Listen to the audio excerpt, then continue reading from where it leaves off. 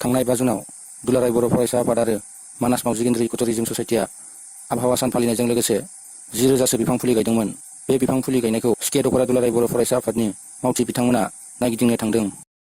5 जुन मुलुगनां आबहावा सानजों लोब्बा लाखिनानै दुलाराय बर' फरायसा आफाद मानास मावजि गेन्द्रि इक'टुरिज्म ससाइटि जथायै मानास नेशनेल पार्कनि बे सेबना ओनसोल जाय जोङो बे समाव जोङो जि जायगायाव गसंबाय दङ बे ओनसोलाव थांनाय 5 जुनाव बाक्सा जिल्लानि गुबुन गुबुन दखराफोरनि मदद आरो मानास मावजि गेन्द्रिनि मावथिफोरनि मदद आरो बे सेबना ओनसोलनि रायजोफोरनि मददजों बे जों जाय जायगायाव दा गसंबाय दङ बे जायगायाव जोङो 5 जुनाव लोब्बा लाखिनानै 10,000सो बिफां फुलि गायनाय जादोंमोन आरो बेखौनो जों दिनै नायगिदिंनो होननानै बे जायगायाव जों नुजाथिफैदों।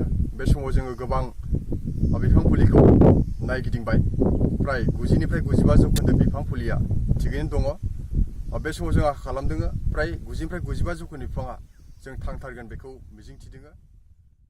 दा जोङो बे समाव 5 जुन मुलुगनां आबहावा सानजों लोब्बा लाखिनानै जा बिफां गायनाय हाबाफारि बे हाबाफारियाव जोंखौ मदद होनाय गासैबो रायजोफोरनिसिम जों दिनै साबायखर बावहरदों। मानोना दिनै जोङो गिदिंनानै नुबाय खोब मोजां हाबाफारि जोंनि जे बिफां गायनाय बेयो खोब मोजाङै जाफुंदों। जों नायगिदिंबाय आरो बे बिफां फुलि गायनाय हाबाफारिखौ जागायदोंमोन जोंनि ओनसोलनिनो कक्लाबारि बिटिसि समस्तिनि मानगोनां बसुमतारी बिथाङा बे बिफां फुलि गायनाय हाबाफारिखौ जागायजेनना होदोंमोन आरो फरेस्ट डिपार्टमेन्टनि माखासे गोजौ थाखोनि दैदेनगिरि जेरै मानास नेशनेल पार्कनि मानगोनां डिपुटि डाइरेक्टर बिथाङा बे हाबाफारियाव नुजादोंमोन।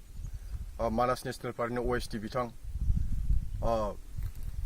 DD बर' बिथां साराबो बे हाबाफारियाव नुजाथिफैदोंमोन आरो माखासे बारग' फरेस्ट डिपार्टमेन्ट अफिसार IFS माखासे गोजौ थाखोनि फरेस्ट डिपार्टमेन्टनि रेंक गोनां अफिसार बिथांमोनाबो बेयाव हाबाफारियाव बाहागो लानानै जोंखौ मदद होफैदोंमोन। बेनि थाखाय बिथांमोनसिम जोङो साबायखर बावहरदों।